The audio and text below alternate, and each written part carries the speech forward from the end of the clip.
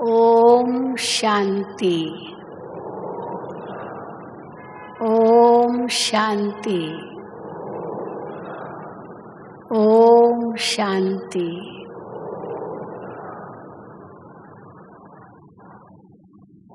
इतने सारे कुमारों को देखकर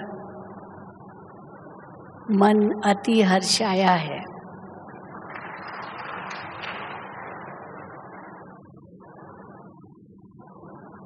आप सभी भारत के कोने कोने से मधुबन तपोभूमि वरदान भूमि में पधारे हैं।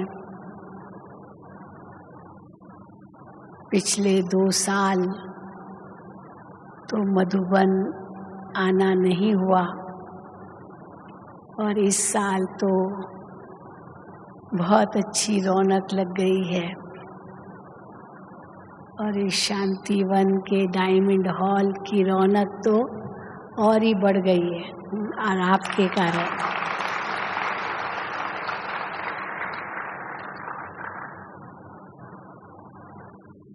हम जानते हैं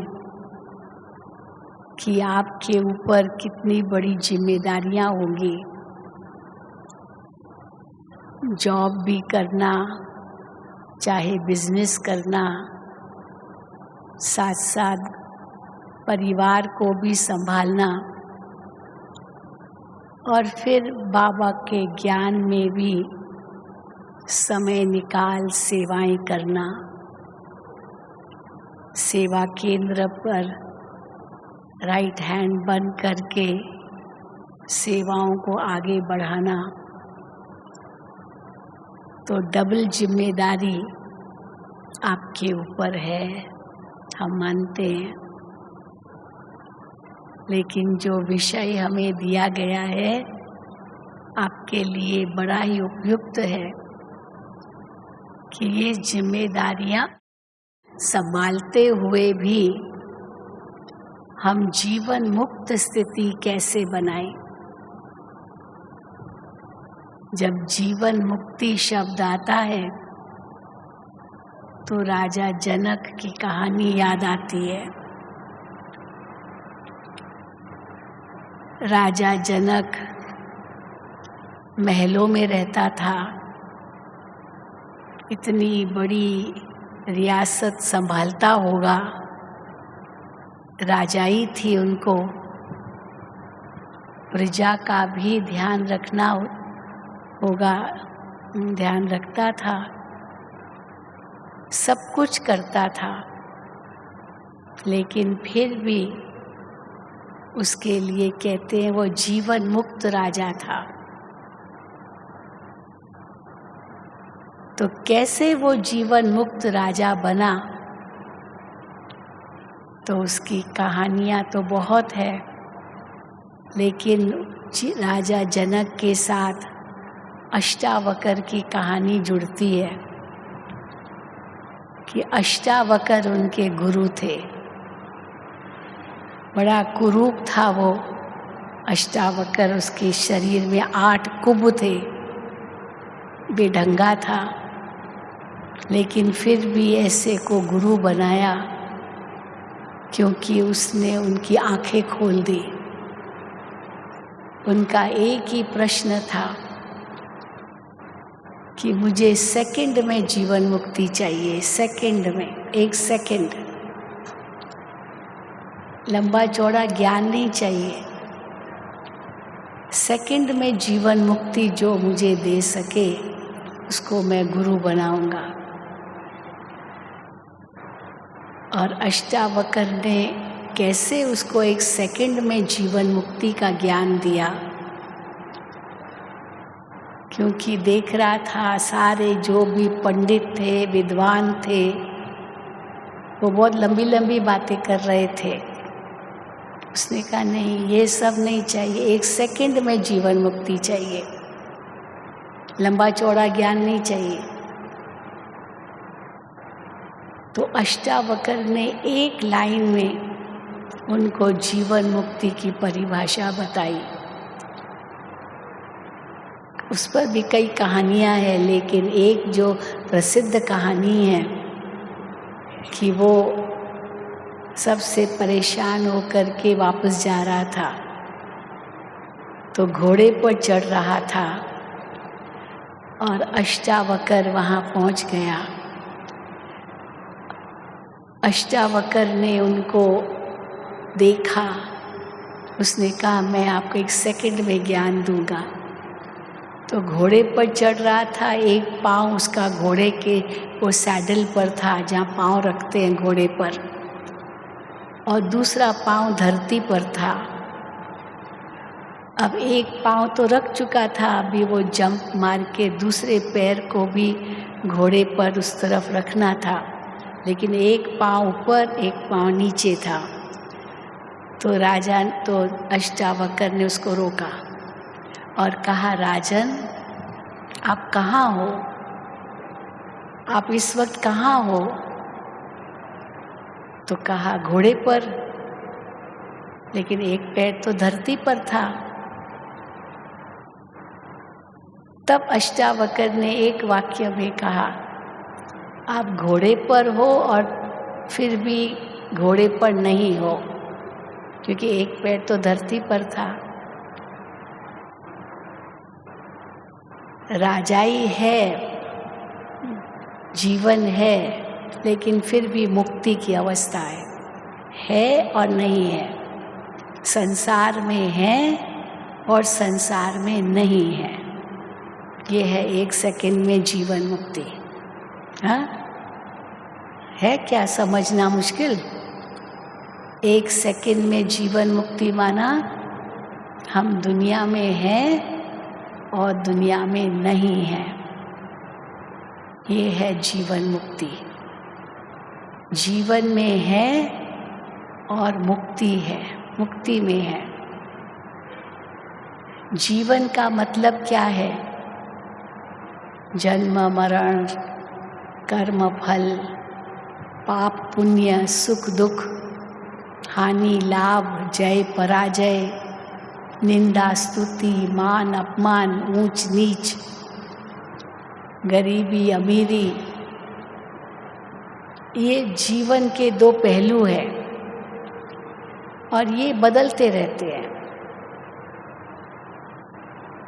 आज जवान है, कल आयु तो बढ़ेगी। आज निरोगी है, कल रोगी होंगे। आज बहुत धन है, कल दिवाला मार देंगे। आज परिवार के बीच में है, कल अकेले भी होंगे। इस संसार में सब कुछ सापेक्ष है। एवरीथिंग इज रिलेटिव, सापेक्ष है। जो आज है कल नहीं रहेगा, और जो आज नहीं है वो कल मिल जाएगा। क्या बड़ी बात है। समय से पहले, भाग्य से ज़्यादा, कहते कुछ नहीं मिलता। तो शायद समय नहीं है इसलिए नहीं है, शायद इस समय ड्रामा में नहीं है पार्ट, इसीलिए अब कोई अफसोस नहीं, कोई दुख नहीं, क्योंकि समय परिवर्तनशील है। आज कोई कुर्सी पर है, कल कुर्सी से उसको उतार देंगे। आज वो ऐश कर रहा है, मोटर गाड़ियों में घूम रहा है, हवाई जहाज़ों में घूम रहा है, और कल देखो उसको जेल में डाल दिया। हाँ, है ना, दुनिया में हो रहा है कि नहीं हो रहा है? सब हो रहा है। इसीलिए ये जो सारा संसार है ये परिवर्तनशील है। अभी दिन है, फिर कुछ घंटों के बाद रात शुरू हो जाएगी। ये जीवन है। लेकिन जीवन मुक्त किसको कहेंगे? जीवन बंधन किसको कहेंगे? जीवन मुक्त माना ये सब कुछ होते हुए भी उसमें फंसे हुए नहीं है। हर चीज़ जो आए स्वीकार किया और उसमें खुश रहे। क्योंकि पता है कि ये भी रहेगा नहीं, ये भी बीत जाएगा। एक मिसाल देते, एक कहानी बताते हैं कि एक राजा था, उसके राज्य पर अन्य राजा ने चढ़ाई की और चढ़ाई करके जैसे एक युद्ध छेड़ दिया। अब ये राजा के तो सिपाही इतने तैयार नहीं थे, लेकिन उस राजा को इस राजा पर आक्रमण करना था, महल पर सीधा आक्रमण, उसके जो राजधानी थी। तो उनके सिपाहियों ने कहा कि अब यही तरीका है कि राजा को वहाँ से कहीं छिपाया जाए। तो राजा को ले गए और कोई गुफा में उनको छिपा दिया। लेकिन उस राजा के पास किसी संत ने एक बहुत अच्छी तावीज़ दी थी। तावीज़ एक डिब्बी थी, तावीज़ यहाँ रखते हैं, कई बार गले में बांधते हैं। और कहा था कि जब कोई ऐसी समस्या आ जाए, बहुत विकराल समस्या आ जाए, बहुत कष्टदायक सब बात आ जाए, उस समय ये डिब्बी खोलना, केवल उस समय ये डिब्बी खोलना। इसमें बहुत अमूल्य खजाना है। अब उसको ये गुफा में छिपा दिया। अब अंदर में तो बहुत डर था कि वो अटैक करेगा, उसके सिपाही कहाँ गुफा में भी ना आए हमको ढूंढने। तो उसी वक्त उसको वो तावीज़ याद आया और उसी वक्त उसने वो खोला। और जब खोला तो उसमें अंदर एक छोटी सी चिट्ठी थी, कागज़, और उस कागज़ पर लिखा हुआ था, ये भी बीत जाएगा, ये भी बीत जाएगा। 3 बार लिखा था, ये भी बीत जाएगा, बस और कुछ नहीं। अब वो पढ़ता गया, 3 बार पढ़ा, ये भी बीत जाएगा, ये भी बीत जाएगा। तो जैसे पढ़ता गया उसका मन शांत हो गया, बीत जाएगा, ये भी बीत जाएगा।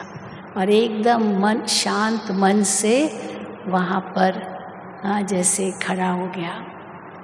सिपाही आए दुश्मन के, चारों ओर देखा, लेकिन ये एक सा निश्चिंत बैठा था, ये भी बीत जाएगा। और वो घूम फिर करके चले गए। अब गुफा में कौन अंदर जाएगा। और फिर वो चले गए, क्योंकि फिर उसके बाद उनके सिपाहियों ने लड़ाई की और उनको भगा दिया, राजा की सोल्जर्स को, सिपाहियों को। अब जब वो वापस वो चला गया, वो दुश्मन राजा, अब ये सिपाही इसके आए और कहा कि राजन अब चलो वापस। वो दुश्मन चला गया, उनको भगा दिया। अब ये तो शांत मुद्रा में अंदर बैठा ही था। और फिर वापस उसको महल में ले आए। और जैसे महल में आया, खूब शादमाने हुए, शहनाइयाँ बजी, खूब ढोल बजे, लोगों ने नाचा गाया, इतनी खुशियाँ मनाई कि हमारे राजा वापस आ गए। अब उस समय उसको इतनी खुशी, लेकिन कहा ये तावीज़ फिर से खोलता हूँ। तो तावीज़ को फिर से खोला, ये भी बीत जाएगा हैं? ये भी बीत जाएगा, माना इतनी जो खुशियाँ हैं ये भी कोई सदा नहीं रहेगी, ये भी बीत जाएगा। तो वो एकदम स्थिर हो गया। अब वो खुशियाँ जो औरों को थी वो शांति था, और उस शांति से वो अंदर महल में आया। लोग कितनी भी खुशियाँ मना रहे थे पर वो शांत था। तो ये भी बीत जाएगा। ये कितना बड़ा सबक है। वास्तव में यही जीवन मुक्त स्थिति है। क्या है जीवन मुक्त स्थिति? ये भी बीत जाएगा। क्या है जीवन मुक्त स्थिति? है और नहीं है। और सबसे सुंदर उदाहरण जीवन मुक्त स्थिति का कौन सा देते हैं? कमल के फूल का। कमल का फूल कीचड़ में रहता है, उसका सारा परिवार कीचड़ में है। कमल डंडी, कमल पत्ते, कमल जड़ें, सब कीचड़ में है, लेकिन कमल का फूल ऊपर है, कीचड़ से ऊपर। ये है जीवन मुक्त स्थिति। जीवन में रहते हुए भी ये जो रिलेटिविटी है, जो सापेक्षता है, इससे न्यारा।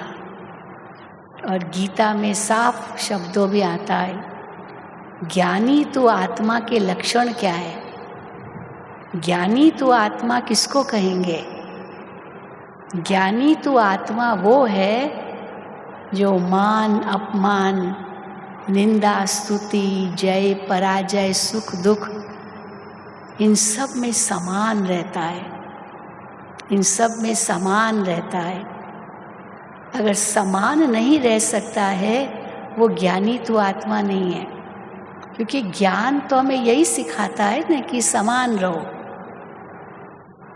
न हमें फंसना है, न हमें छोड़ना है। छोड़ करके कहाँ जाएंगे? कायर कहलाएंगे। अर्जुन मैदान छोड़ के जाना चाहता था, मैं नहीं लड़ूंगा, हथियार छोड़ दिए। लेकिन भगवान ने अर्जुन को क्या कहा? अगर तुम छोड़ के मैदान चले जाओगे तो तुम कायर कहलाओगे, तुम कायर कहलाओगे। तुम्हारी आगे की पीढ़ियां क्या कहेगी कि अर्जुन कायर था। इसीलिए कायर मत बनो, लड़ो लड़ो। भागना तो कायरता की निशानी है। बाबा सन्यासियों के लिए कहते हैं ना, स्त्री को नागिन समझ लिया और ये डसेगी मुझे, चलो। एक मैं छोटा सा मिसाल देती हूँ। मैं बॉम्बे में सेंटर पर रहती थी तब, तो एक सन्यासी कोर्स करने आता था। मैं उस सन्यासी को कोर्स कराती थी। तो कई बार बाबा मुरली में कहते हैं कि सन्यासी से अगर पूछो आपने सन्यास क्यों किया, आपका पूर्व जीवन कैसा था, वो बताते नहीं हैं। वो कहते हैं बहन जी मैं तो मर गया उस जीवन से, अभी तो मैं सन्यासी हूँ। तो बताते नहीं, अक्सर नहीं बताते हैं। लेकिन उसने बताया कि मैंने क्यों छोड़ा, क्यों मैं सन्यासी बना। तो उसने बताया कि किसी लड़की से उसका प्यार हो गया। अब बहुत सुंदर थी, बहुत अच्छी थी, लेकिन बड़ी डिमांडिंग थी। हाँ, ये चाहिए, वो चाहिए, वो चाहिए। और क्योंकि प्यार था तो उसकी सब इच्छाएं पूरी करता था। जैसे सारी तनख्वाह उसके पीछे लगा देता था। लोभी भी थी। धीरे धीरे चलो बच्चे शादी हुई, तो शादी हुई तो उसका लोभ तो और बढ़ गया। पहले तो चलो फिर भी कम होगा, अब शादी हुई तो अधिकारी बन गई, देना ही पड़ेगा। तो उसने नौकरी छोड़ी और धंधा करने लगा कि उससे और कमाई होगी। अब अच्छी कमाई होने लगी तो उसकी भी फिर इच्छाएं पूरी करने लगा। फिर बच्चे हुए, फिर बच्चों की भी बातें तो आती है, तो उनकी भी इच्छाएं पूरी। फिर तो उसकी इच्छाएं और बढ़ गई, मेरे माँ के लिए, बाप के लिए, मेरे भाई के लिए, मेरे फलाने के लिए, फलाने के लिए। अब कहता है मैं इतना परेशान हो गया, मैंने कहा छोड़ो ये गृहस्थी छोड़ो, न रहेगा बांस, न बजेगी बांसुरी, ये संसार छोड़ो। और जाकर मैं सन्यासी बन गया।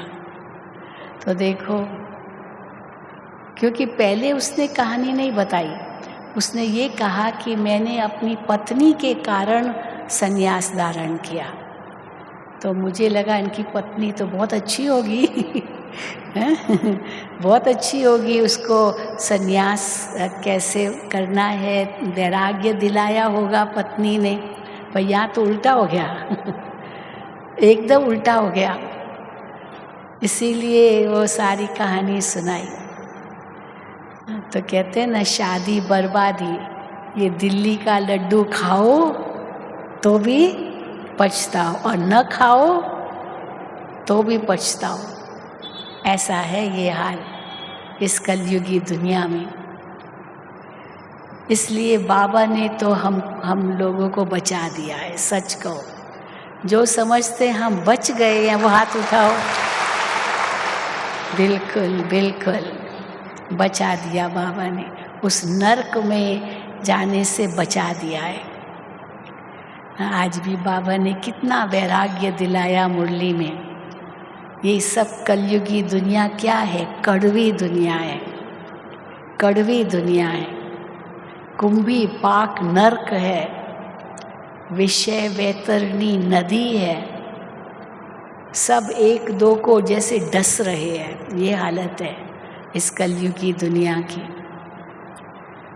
तमो प्रधानता कितनी बढ़ती जा रही है, सारे विकार कितने बढ़ते जा रहे हैं। हम लोग चित्र दिखाते हैं ना, कैसे वो अधर्म सारी धरती को जकड़ चुका है। राक्षस, अधर्म का राक्षस, और नीचे से विकारों की आग जल रही है और ऊपर से बमों की आग, बमों की आग ऊपर से नीचे आ रही है। तो नीचे भी आग और ऊपर भी आग, काम वासना की भी आग तो ईर्ष्या की भी आग। ऐसा आज का मनुष्य हो गया है। और फिर क्या कहता है, जैसे आज बाबा ने कहा, मन की शांति चाहिए, मन की शांति चाहिए। घूमता फिरता रहता है सन्यासियों महात्माओं के पास, गुरुओं के पास, मन की शांति चाहिए। और बाबा क्या कहते हैं, मन की शांति कहाँ मिलेगी? कहाँ मिलेगी? हाँ, कहाँ मिलेगी? तुम्हारे अंदर ही मिलेगी, बाहर ढूंढने से नहीं मिलेगी। मैं आत्मा शांत स्वरूप हूँ, शांति धाम का वासी हूँ, शांति के सागर परमात्मा की संतान हूँ। ये संकल्प किया और शांति तो तुम्हारे गले का हार है। यही है ना निश्चय। इसीलिए शांति को हमें और कहीं ढूंढना नहीं है, पर वो मैं शांत स्वरूप हूँ,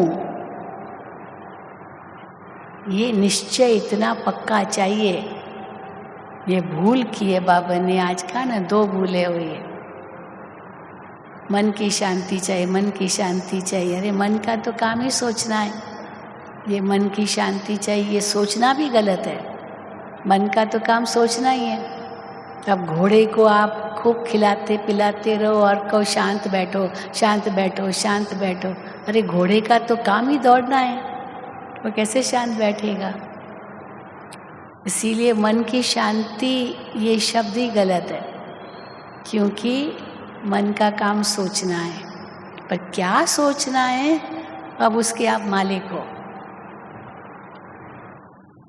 इसलिए जीवन मुक्ति अवस्था किसको कहेंगे?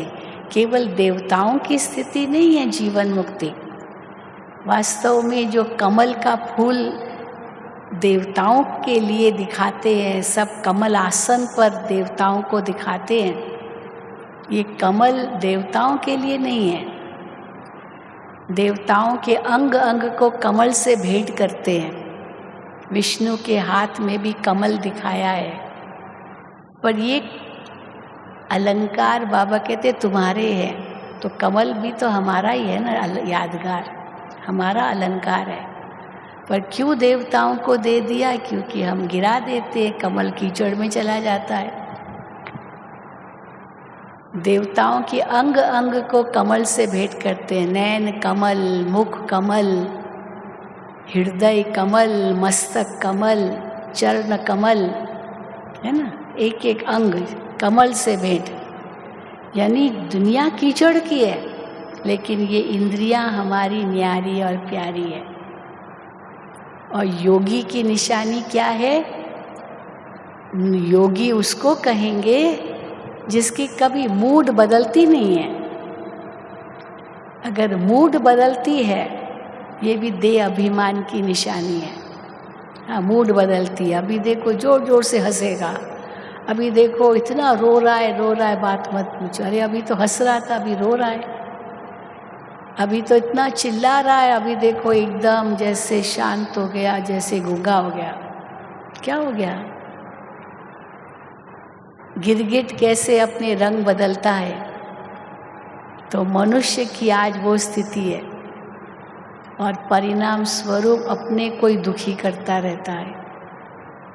और बाबा ने हमें क्या कहा है? बच्चे, न्यारे भी रहो, प्यारे भी रहो, छोड़ो भी कुछ नहीं, फंसो भी कहीं नहीं। छोड़ना भी नहीं है, फंसना भी नहीं है, पर नया भी नहीं जोड़ना है, क्योंकि नया जोड़ेंगे तो कब वो हिसाब किताब चुकतू करेंगे। नया भी नहीं जोड़ना है, कोई कर्म बंधन नया नहीं जोड़ना है, कोई ऐसा कर्म नहीं करना है जो बंधन बन जाए। तो नया भी नहीं कुछ जोड़ना है। ये बिजनेस खोलूं, ये करूं, वो करूं, दुकान करूं, ये करूं। बाबा कहते ज़रूरत नहीं है, जो है संतुष्ट रहो। इतना हाँ बहुत कुछ किया, फिर देखो हार्ट अटैक आ गया, देवाला मार दिया, तो क्या नहीं होता आज की दुनिया में। सब ऊपर नीचे हो रहा है, कुछ भी स्थिर नहीं है। इसीलिए बहुत महत्वाकांक्षाएं भी नहीं रखो। हाँ, पढ़ाई करो, क्यों नहीं, अगर पढ़ाई कर रहे हो तो पढ़ाई वो भी काम आए तब ना। अगर काम कुछ आनी नहीं है तो फिर इतनी पढ़ाई करके भी क्या करना, काम आनी चाहिए ना। चलो MBA करते हैं, बिजनेस मैनेजमेंट है, जो भी है उसमें बिजनेस करते हैं। चाहे आजकल तो बहुत प्रकार के कोर्सेज हो गए हैं। तो लक्ष्य ओरिएंटेड है कि मुझे जीवन में ये जॉब लेना है, ये करना है, तो उस अनुसार पढ़ाई करो। ऐसे नहीं ये अभी ये पढ़ा, अभी BA किया, फिर BSc किया, फिर ये किया, फिर वो छोड़ा, उसमें भी कितना टाइम वेस्ट होता है। समय, श्वास, संकल्प शक्ति, संपत्ति सब वेस्ट होता है। तो इसीलिए हाँ, कोई लक्ष्य ओरिएंटेड हो, लक्ष्य ओरिएंटेड भी हो, और साथ साथ बाबा ने हमें सन्यासी नहीं बनाया है। बाबा कहते ये परिवार है, ये प्रवृत्ति मार्ग है, ये दुनिया।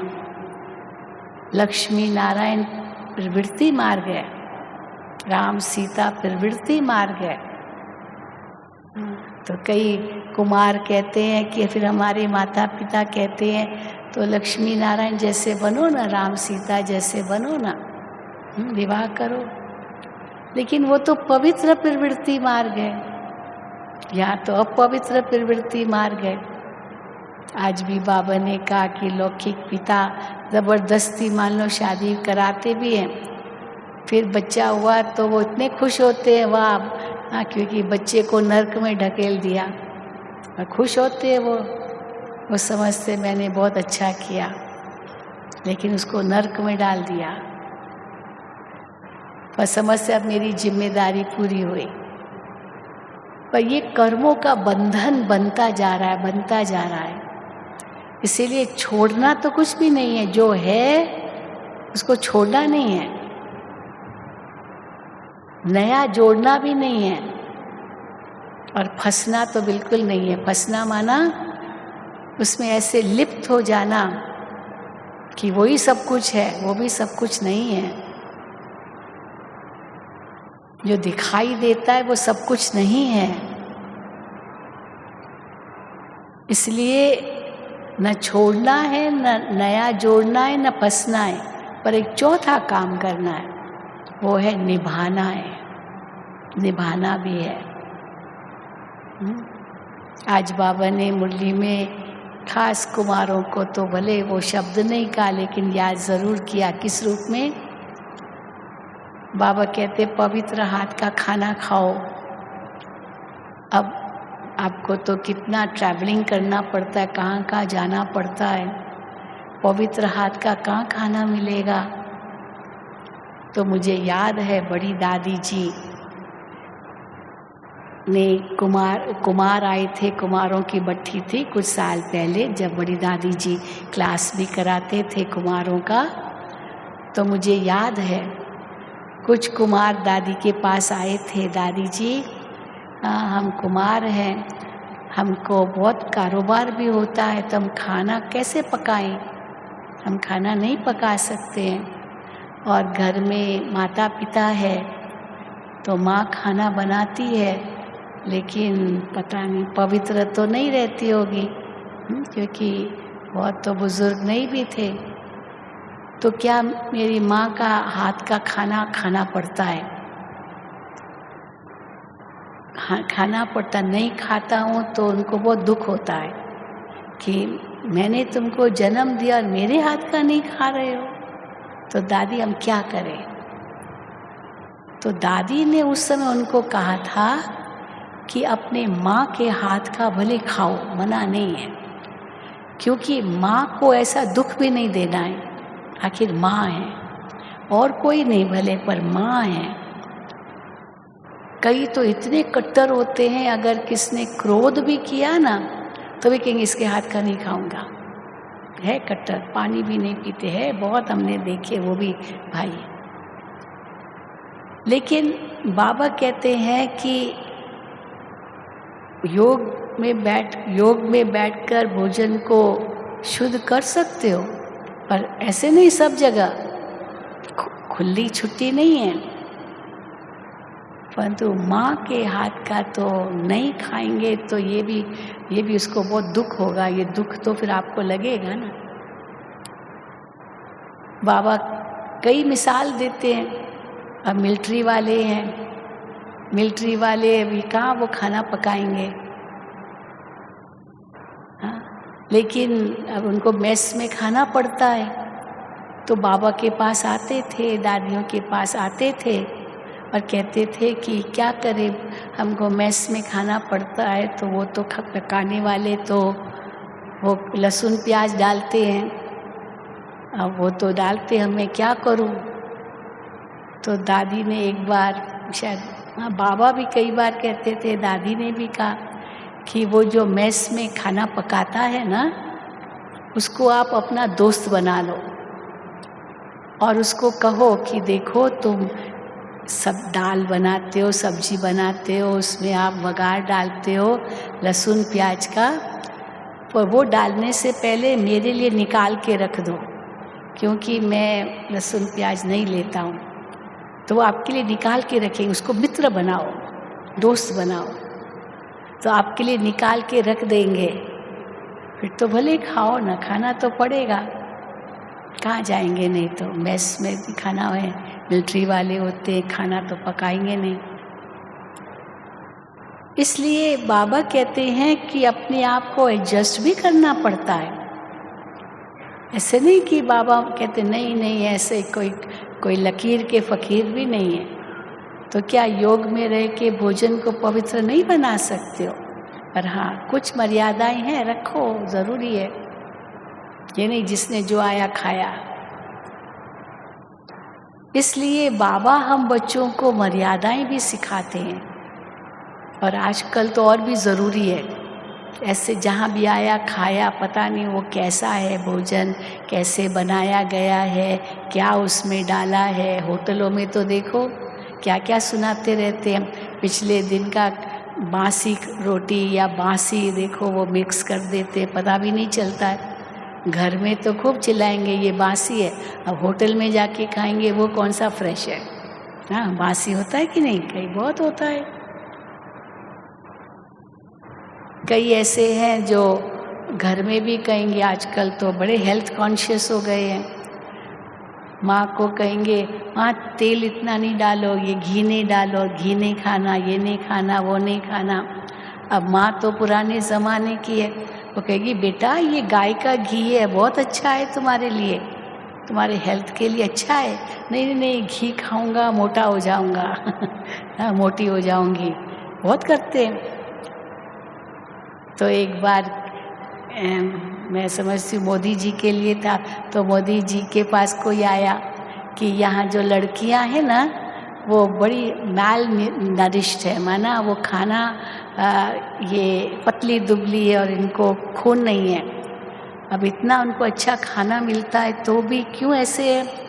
तो पता चला कि ये नहीं खाना वो नहीं खाना, हाँ ये मोटी हो जाऊंगी ये हो जाऊंगी, तो इसीलिए मोटी हो जाऊंगी इसलिए खाना ही छोड़ देते हैं। और फिर पीली हो जाती है, खून नहीं है खून नहीं है, क्योंकि खाती नहीं है, पतली होना है पतली होना है। अब बाबा कहते हैं उसके पीछे ही लगे रहते हैं, और मन इतना भारी है, वो पतला होना है वो तो सोचते ही नहीं है। इतना बोझ उठा के चल रही है, दिमाग में भारी मन कर रहे हैं।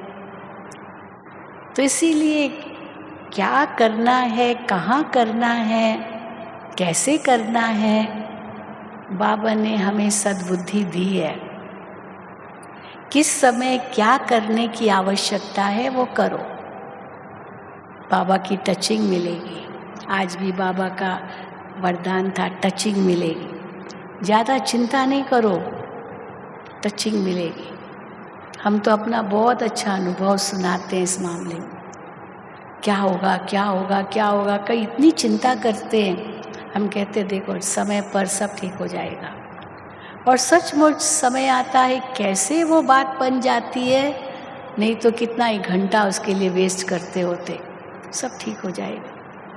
और आज बाबा ने क्या कहा, कौन है साथी हमारा? हाँ, कौन है साथी हमारा?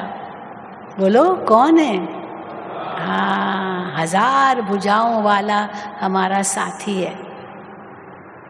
तो जिसका साथी है भगवान, उसको क्या रोकेगा आंधी और तूफान? ये आंधी तूफान कुछ भी नहीं है, ये सब मेरे कर्मों के हिसाब किताब चुकतू हो रहे हैं। एक बार हंसी की बात बाबा की मुरली में आई थी। हाँ, कोई स्त्री ने बाबा को कहा, बाबा मेरा पति बहुत मारता है। तो बाबा ने उसको हंसी हंसी में कह दिया, किसी जन्म में तुमने भी उसको मारा होगा किसी जन्म में तुमने भी उसको मारा होगा, नहीं इसलिए रिटर्न कर रहा है ना, तो दुखी थोड़ी होना है। हाँ, इसका मतलब थोड़ी कि तुमको उसको मारना है, नहीं, तो हिसाब किताब चुकतू हो रहा है। जब बाबा कहते हैं बच्चे क्रोध नहीं करना है, क्रोध नहीं करना है, अब वो गाली दे रहा है और हमको गुस्सा भी ना आए, ऐसे कैसे हो सकता है? आज भी बाबा का वरदान तो यही था ना, कोई गाली दे, हाँ कोई गुस्सा करे, मुरली में था ना। ब्रह्मा बाबा ने क्या किया, शिव बाबा ने क्या किया? शिव बाबा को कितनी गालियाँ देते हैं, भक्ति मार्ग में तो कितनी गालियाँ दी, सर्वव्यापी कहना ये गाली है। लेकिन शिव बाबा अपकारियों पर अपकार थोड़ी करते, फिर भी उपकार करते हैं। ब्रह्मा बाबा ने कितनी गालियाँ खाई, बहुत गालियाँ खाई, क्या क्या उनके ऊपर कलंक लगे, कई कलंक लगे। सबसे बड़ा कलंक तो ये लगा क्योंकि बाबा से श्री कृष्ण का साक्षात्कार होता था, तो लोग तो कहते थे जादू है जादू है जादू है। जो उनको देखता था बाबा से श्री कृष्ण का साक्षात्कार करते थे, और बाबा कहता था कोई जादू नहीं है, ये कहते ये जादूगर है। बाबा के लिए कहते थे भाई मुझे तो जादू तो आता ही नहीं है, मैं तो तुम्हारे जैसा ही था और हूँ, मैं कहाँ से जादू सीख के आऊँगा, मुझे नहीं ये जादू आता है, मैं तो उस परमात्मा को याद करता हूँ बस, अब उनको क्या कराना है वो हो जाने। फिर दूसरा कलंक क्या लगाया, क्योंकि उस समय 400 के लगभग बहनें थी, समर्पित बाबा के पास थी, तपस्या कर रही थी, तो लोगों ने क्या क्या कलंक लगाया कि ये अपने आप को कृष्ण समझता है, मैं कृष्ण हूँ, श्री कृष्ण हूँ, और मुझे 400 रानियाँ मिली है और मुझे 16,108 रानियाँ चाहिए। अब बताओ, श्री कृष्ण को 16,108 रानियाँ थी, और दिखाते ना, तो इसलिए अभी तक मेरे को 400 ही मिली है। तो मैं श्री कृष्ण हूँ और मुझे 16,108 रानियाँ चाहिए। अब बाबा कहते थे ये तो मेरी बच्चियाँ हैं, ये तो मेरे बच्चे हैं, हाँ रानियों की क्या बात है। लेकिन कलंक लगे जब शिव बाबा ने बाबा को कहा कि अब ये सब प्रतिज्ञा करें कि हम अपने जीवन को पवित्र और योगी बनाएंगे। यज्ञ में बाबा ने प्रतिज्ञा कराई थी, सब कुमारियाँ छोटी छोटी थी, कि हम अपने जीवन को पवित्र और योगी बनाएंगे। और बाबा ने भी प्रतिज्ञा की, वो भी तो फैमिली में रहते थे ना, सारा परिवार था उनका, युगल थी, बच्चे थे, पोते दोते सब थे, बड़ी आयु थी ना। तो बाबा ने भी प्रतिज्ञा की, और जब सबने प्रतिज्ञा की तो लोगों ने कितना विरोध किया। अरे ये छोटी छोटी बच्चियाँ, आपने इनसे प्रतिज्ञा करा ली कि हम अपने जीवन को पवित्र योगी बनाएंगे। इन्होंने तो दुनिया देखी कहाँ है, दुनिया देखे, बड़ी हो, समझदार बने, तब खुद निर्णय करे अपने जीवन का। तो बाबा ने कहा ये मैंने नहीं कहा है, ये मैंने नहीं कहा है, तो किसने कहा है?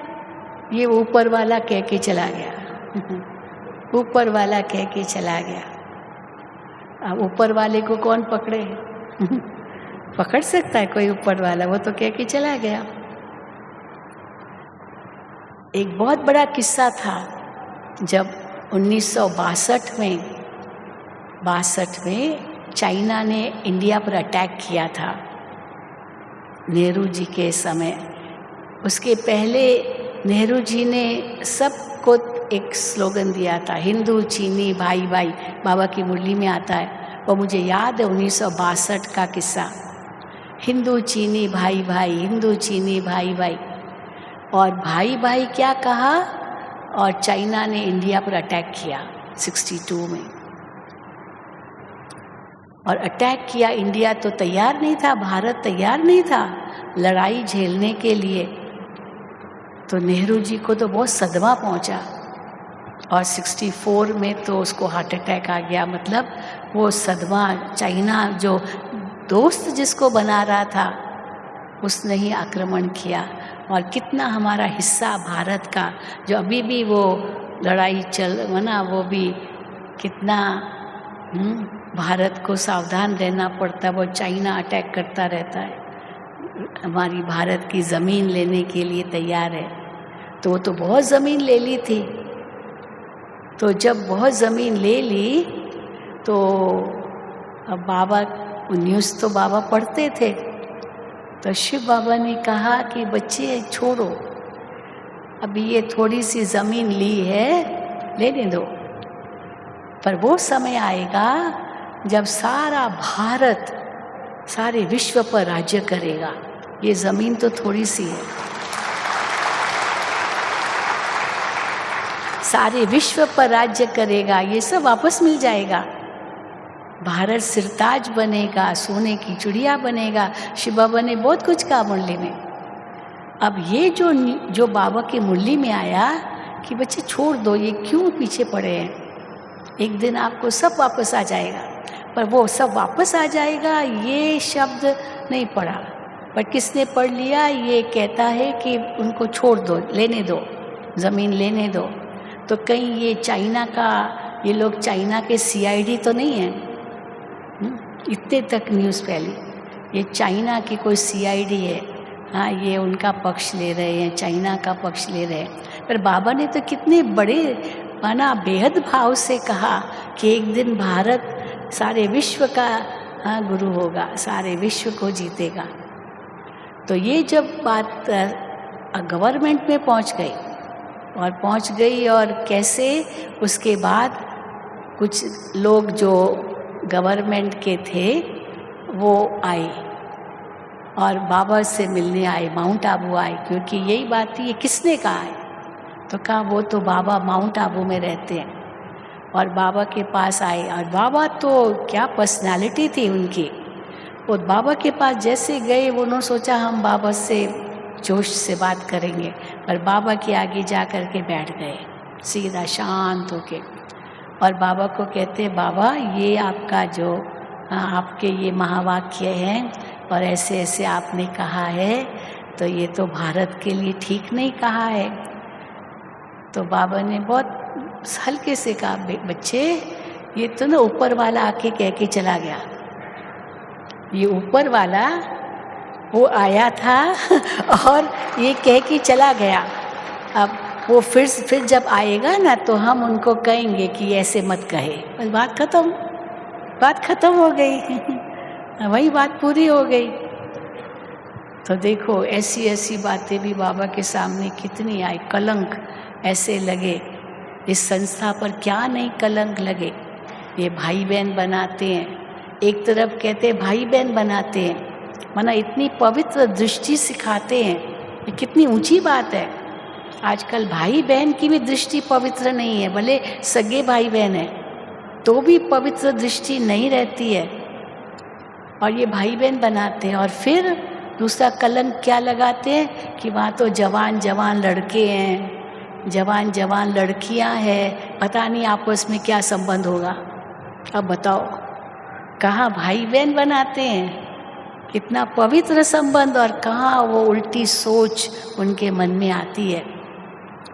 तो ये कलंक है ना, ये सब कलंक है। बाबा कितनी ऊंची बातें करते हैं। कल भी बाबा ने कहा, बच्चे कभी नाम रूप में नहीं फंसना, ये देह अभिमान है। नाम रूप में फंसना, किसी देह पर आकर्षित होना। हम तो सन्यासी है, बेहद के सन्यासी है ना। सन्यासी जो बनते हैं ना, पता है आपको, उनकी अलग अलग किताबें आती है। सन्यासी जो बनते हैं उनको कैसे वैराग्य दिलाना होता है, उसकी कई किताबें हैं। एक किताब मेरे हाथ में आ गई थी,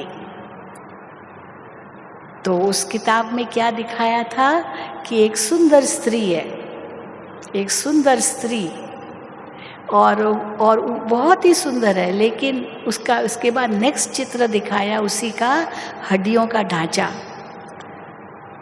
तो वो जैसे उनको कह रही है कि क्या आप इस हड्डियों के ढांचे से प्यार कर रहे हो? हाँ, स्त्री क्या मतलब हड्डियों का ढांचा है। फिर जैसे बाबा कहते हैं, नारी नरक का द्वार है, नारी सर्पणी है, हाँ, वो आग है, हम घी के घड़े हैं, ये सब उस किताब में था। बाबा ऐसे ही नहीं कहते। तो वैराग दिलाते हैं, और वैराग दिलाने के बाद वो घर बार छोड़ देते हैं। और बाबा कहते हैं, इस पुरुषों को तो सहज है घर बार छोड़ना, लेकिन बेचारी स्त्रियां कहाँ जाए? वो तो छोड़ नहीं सकती है, वो तो जैसे कैद है, उनको तो संन्यास करने का कोई अधिकार नहीं है। पुरुषों को तो फिर भी है।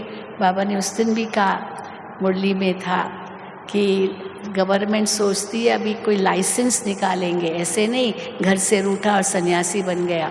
लाइसेंस चाहिए, सन्यासी बनने के लिए भी लाइसेंस चाहिए, होना चाहिए।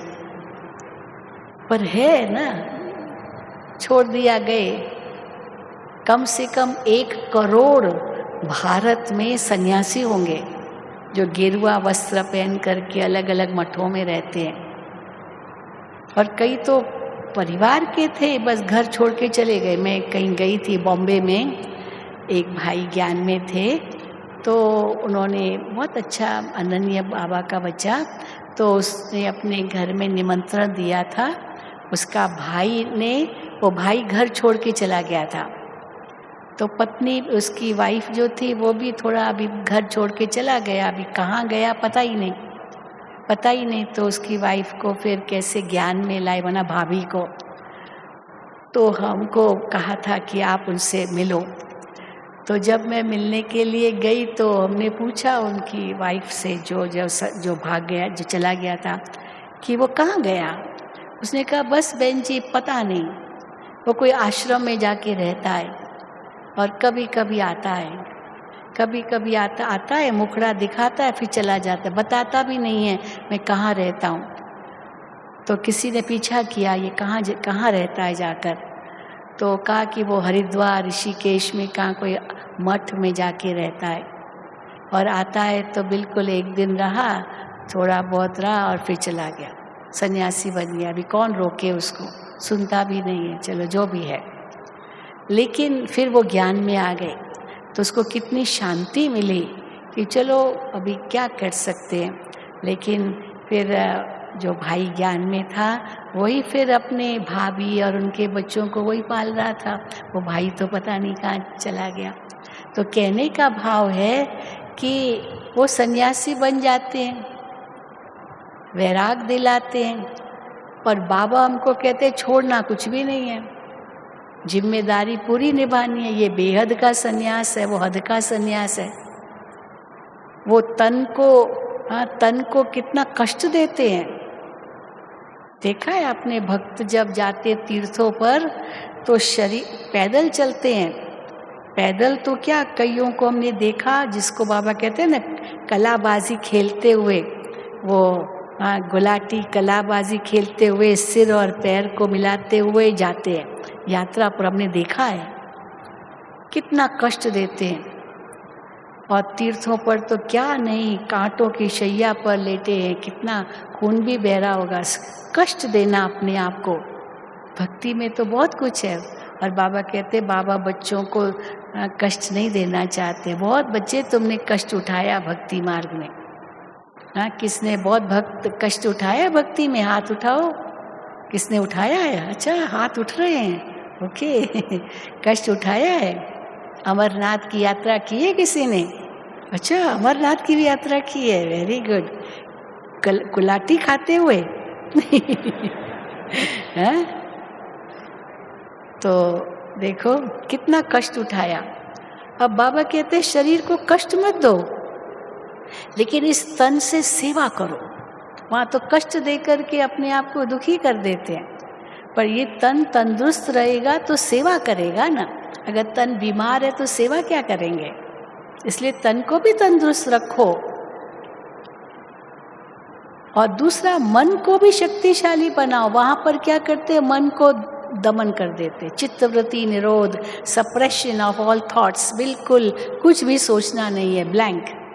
अब बाबा कहते हैं मन का तो काम ही सोचना है। मन में इतने ऊंचे विचार लाओ। योग हमारा क्या है?